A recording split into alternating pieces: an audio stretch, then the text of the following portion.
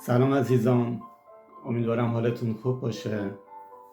با خودم فکر میکردم که وارد سال جدید شدیم.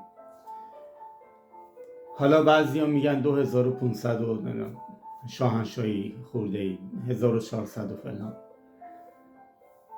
100 سال دیگه ممکنه نباشیم. نسل‌های بعدی 100 سال دیگه نمیدونم کیا هستن، در مورد ما چجوری قضاوت میکنن. اما یه چیزی، الان زنده ای، الان با پدرت، با مادرت، با زنت، با شوهرت، با خواهرت، با برادرت، با همکارت، همسایت، چجوری داری رفتار میکنی؟ فرصت میکنی بری بغلش کنی؟